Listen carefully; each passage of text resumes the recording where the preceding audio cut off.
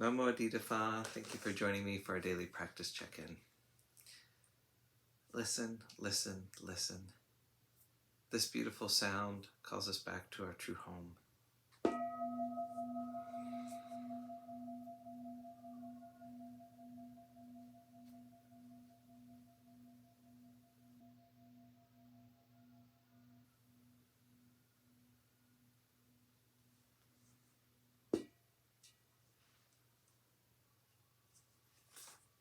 The third mindfulness training.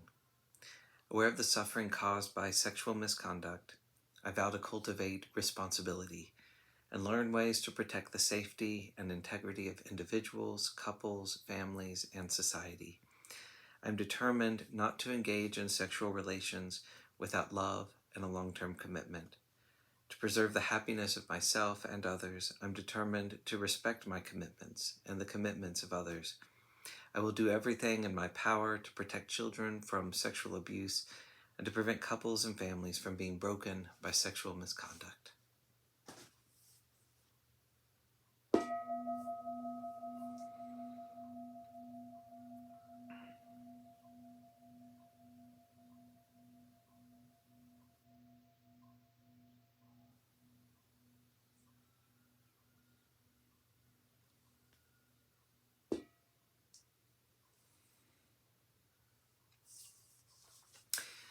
Our Dharma reading today is from Ajahn Thiradhammo's book, Working with the Five Hindrances, on cessation and skeptical doubt.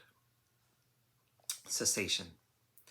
Formally, two ways lead to the cessation of doubt: appropriate attention, and frequently giving appropriate attention to wholesome and unwholesome states, blamable and unblamable states, inferior and superior states, or dark and bright states.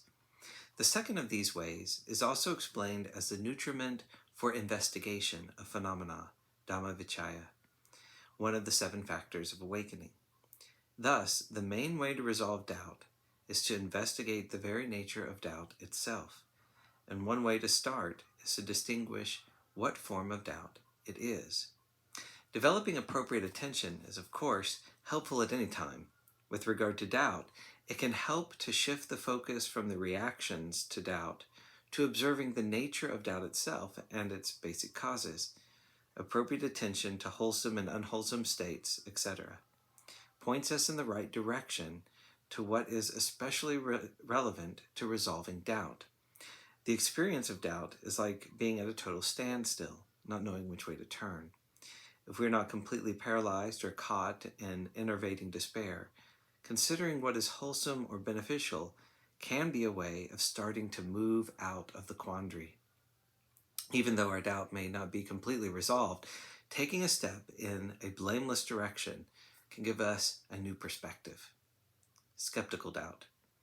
One of the most helpful ways of dealing with skeptical doubt is learning about the topic one has doubt about, either by asking questions of learned persons or by systematic study. The commentary on the Samyutta Nikaya mentions 3 of the 6 ways of dealing with doubt as 1. Much learning, 2. Investigation, 3. Familiarity with monastic discipline, Vinaya. If there are doubts with regard to the Buddha, one must rely quite a bit on trust, since he passed away long ago.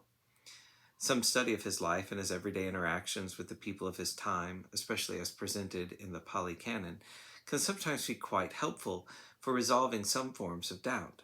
With regard to the Dhamma, the Buddha laid down various principles which may at first require some degree of trust, but should then be investigated in order to be realized directly by oneself. The most important principle of Dhamma, which the Buddha confirmed and designated, was right view.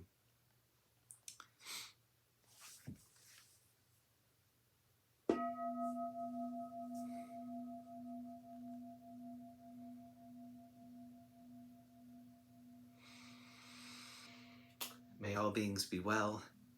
May all beings be happy. May all beings be peaceful.